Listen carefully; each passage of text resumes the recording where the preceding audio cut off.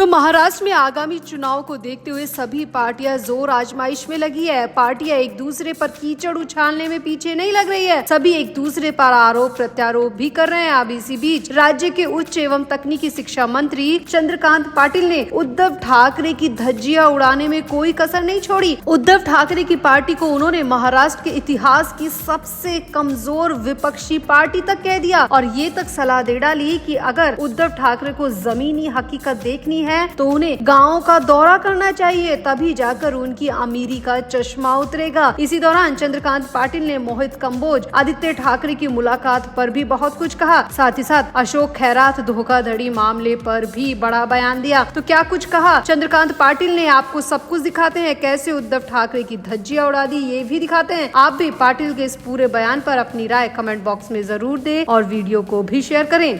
तो ये तो सभी पता है कि महाराष्ट्र में चुनाव करीब है और चुनाव आते आते सभी पार्टियां मैदान में उतर चुकी हैं। बीजेपी अपनी तैयारी कर रही है, एकनाथ शिंदे अपनी तैयारी कर रहे हैं, वहीं उद्धव ठाकरे भी अपनी तैयारियों में जुटे हुए हैं। सभी पार्टियां एक दूसरे पर आरोप प्रत्यारोप और तू मैं में उतर आई है। अब इसी कड़ी में राज्य के उच्च एवं तकनीकी शिक्षा मंत्री चंद्रकांत पाटिल ने उद्धव ठाकरे पर बहुत बड़े आरोप लगाए हैं। उद्धव ठाकरे पर अमीरी का चश्मा उतारने तक की सलाह दे डाली और कह दिया कि उद्धव ठाकरे को अगर महाराष्ट्र के आम लोगों की जमीनी हकीकत को समझना है, उनकी जिंदगी का एहसास करना है, तो उन्हें एसी कमरों से निकलना पड़ेगा और उन्हें एसी कार से उतरकर सड़क पर पैदल चलना पड़ेगा। चंद्रकांत पाटिल ने कहा कि अगर उद्धव ठाकरे को लोगों की जिंदगी को समझना है तो उन्हें गाँव का दौरा करना चाहिए, जाकर देखना चाहिए कि गाँव में किस तरह से लोग अपना जीवन यापन करते हैं। तब जाकर उन्हें समझ में आएगा कि विरासत में मिली अरबों की संपत्ति में और आम लोगों की जिंदगी में कितना बड़ा फर्क होता है। चंद्रकांत पाटिल ने यहाँ पर उद्धव ठाकरे को विपक्ष को मजबूत करने के लिए गाँव का दौरा करने की व्यंग्यात्मक सलाह भी दी। उन्होंने कहा कि लोकतंत्र में विपक्ष के मजबूत न होने पर सत्ताधारी दल मनमानी कर सकता है, लेकिन उद्धव ठाकरे की यहाँ पर अलग ही राजनीति चल रही है। उद्धव ठाकरे को अपने विपक्ष में होने का एहसास तक नहीं है। वो अभी भी अमीरी का चश्मा लगाकर घूम रहे हैं। उन्हें पता ही नहीं है कि विपक्ष का धर्म क्या होता है। उनके विपक्ष का धर्म भी सत्ताधारी दल को उठाना पड़ेगा। उन्हें काम करने की आदत है नहीं, इसीलिए उनसे विपक्षी धर्म निभ नहीं रहा है। चंद्रकांत पाटिल ने यहाँ पर कहा कि उद्धव ठाकरे को अगर विपक्ष को मजबूत करना है तो उन्हें गाँव का दौरा करना चाहिए। इस अवसर पर उन्होंने ये भी स्पष्ट किया कि उन्हें अभी अभी पता चला है कि फर्जी अशोक खैरात की बेटी के विवाह प्रमाण पत्र पर उनका नाम है। दरअसल चंद्रकांत पाटिल यहाँ कारीगरी महाकुंभ के अवसर पर कोल्हापुर के दौरे पर थे। वहाँ पत्रकारों से बातचीत के दौरान उन्होंने महाराष्ट्र की राजनीतिक स्थिति, मोहित कंबोज, आदित्य ठाकरे की मुलाकात, अशोक खैरात धोखाधड़ी मामला और गोकुल चुनाव आदि विभिन्न मुद्दों पर टिप्पणी की। इस दौरान उद्धव ठाकरे द्वारा आगामी चुनाव के लिए की जा रही तैयारियों पर भी पाटिल ने व्यंग कसा और कहा कि मैं उद्धव ठाकरे को दिल से बधाई देना चाहता हूं। उन्होंने जिला परिषद और नगर पंचायत चुनाव के दौरान महाराष्ट्र में एक भी सभा नहीं की, इसीलिए उन्हें जरूर ये एहसास हुआ होगा कि कोशिश रेत के दानों के समान होती है जिनसे तेल निकलता है। उन्हें ये समझ में आ गया होगा कि अगर वो प्रयास करेंगे तो सफलता जरूर मिलेगी, लेकिन प्रयास तो वो तब करेंगे जब वो अपने आलीशान बंगले से बाहर निकलेंगे। वो बंगले में बैठकर रणनीति बनाते हैं, इससे उनकी कोशिशें कभी सफल नहीं होगी। पाटिल ने आगे कहा कि मैं उन्हें तहे दिल से बधाई देता हूं, क्योंकि जिस तरह इस राज्य में सरकार मजबूत है उसी तरह विपक्ष को भी मजबूत होना चाहिए। लेकिन मुझे दुख है कि इस पूरे लोकतंत्र में और महाराष्ट्र के इतिहास में इतना कमजोर विपक्ष कभी नहीं रहा। पाटिल ने कहा कि महाराष्ट्र के इतिहास में कभी ऐसा नहीं हुआ कि इतना कमजोर विपक्ष हो। उद्धव ठाकरे को अपने विपक्ष में होने का धर्म तक नहीं पता।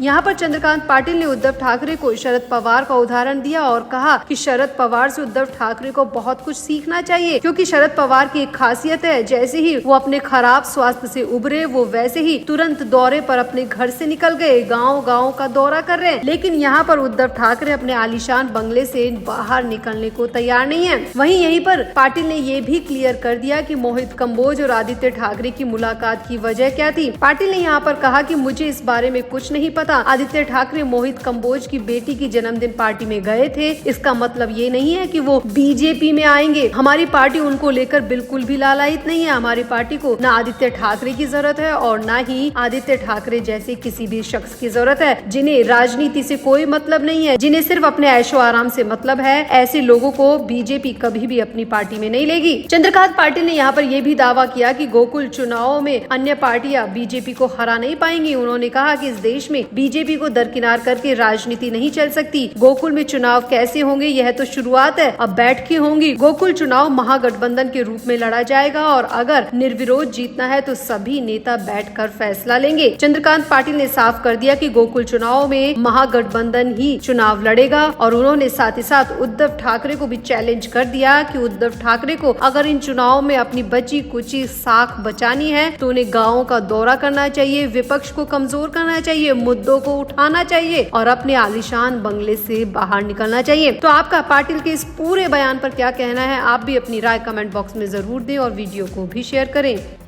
तो ईरान इजरायल युद्ध के बीच में एलपीजी का क्राइसिस बढ़ता ही जा रहा है। आसपास के कई देशों में इस संकट की वजह से कामकाज बंद करना पड़ा है और कुछ देशों में वर्क फ्रॉम होम जैसी स्थिति बन गई है। ऐसे में भारत पर भी इसका असर कम नहीं है, यानी कि भारत में भी इसका बड़ा असर दिखाई दे रहा है। महाराष्ट्र के मुख्यमंत्री देवेंद्र फडणवीस ने विपक्ष पर तीखा हमला करते हुए बिना नाम लिए कहा कि कुछ लोग जानबूझकर अफवाह फैलाकर जनता में डर और भ्रम पैदा कर रहे हैं। उन्होंने कहा कि लॉकडाउन लगने वाला है, पेट्रोल डीजल की किल्लत है या गैस सिलेंडर खत्म हो रहे हैं जैसी बातें पूरी तरह भ्रामक हैं। सीएम फडणवीस ने कहा कि इस संकट के कारण कई देशों में कामकाज बंद है, लेकिन भारत में इसका असर बहुत ज्यादा नहीं दिख रहा है। बहुत छोटी मोटी चीजों को छोड़ दिया जाए तो प्रधानमंत्री नरेंद्र मोदी अपनी जिम्मेदारी बखूबी निभा रहे हैं। दरअसल ये पूरा मामला उस वक्त उठा जब महाराष्ट्र में लॉकडाउन की चर्चा जोरों पर आ गई। मीडिया में अचानक खबर आई कि महाराष्ट्र में कभी भी लॉकडाउन लग सकता है। एलपीजी पेट्रोल डीजल की किल्लत को देखते हुए सबको वर्क फ्रॉम होम दिया जा सकता है और इसी वजह से महाराष्ट्र में हाहाकार मच गया। लोग सिलेंडर ले के लाइन लगाकर खड़े हो गए पेट्रोल डीजल के लिए। रात में 2 बजे से ही लाइन लगना शुरू हो गई। अब मामला जब बहुत ज्यादा बढ़ा तो मुख्यमंत्री देवेंद्र फडणवीस तक भी बात पहुंची और देवेंद्र फडणवीस ने जब इस पूरे मामले की तस्दीक करवाई तो मामला सामने आया कि ये पूरी अफवाह आदित्य ठाकरे गुट की तरफ से फैलाई गई है। जी हाँ, लॉकडाउन की पूरी चर्चा और भ्रामक खबरें आदित्य ठाकरे गुट की तरफ से फैलाई है। इसीलिए तुरंत देवेंद्र फडणवीस ने मीडिया को बुलाया, प्रेस कॉन्फ्रेंस की और साफ किया कि महाराष्ट्र में क्या पूरे देश में ऐसी कोई स्थिति नहीं है, न पेट्रोल डीजल की किल्लत है, न गैस सिलेंडर की किल्लत है। ये सारी बातें अफवाह है, भ्रामक है और ऐसा जो कर रहे हैं उनके खिलाफ जाँच बिठाई जाएगी, उनको पुलिस द्वारा तलब भी किया जाएगा। यानी कि यहाँ पर देवेंद्र फडणवीस ने साफ साफ कह दिया कि विपक्ष के जो भी नेता इस तरह की अफवाह फैला रहे हैं, लॉकडाउन को लेकर जो जानबूझकर अफवाह फैला रहे हैं, जनता में डर और भ्रम पैदा कर रहे हैं, उन्हें सरकार बख्शेगी नहीं, उन्हें सरकार सजा दिलाकर रहेगी। मुख्यमंत्री ने साफ तौर पर कहा कि इस तरह की अफवाह फैलाना केवल गैर जिम्मेदाराना ही नहीं बल्कि एक तरह से देश के खिलाफ काम करना और देशद्रोह जैसा है। सीएम फडणवीस ने चेतावनी दी कि ऐसे लोगों की पहचान कर उनके खिलाफ सख्त कानूनी कार्रवाई की जाएगी।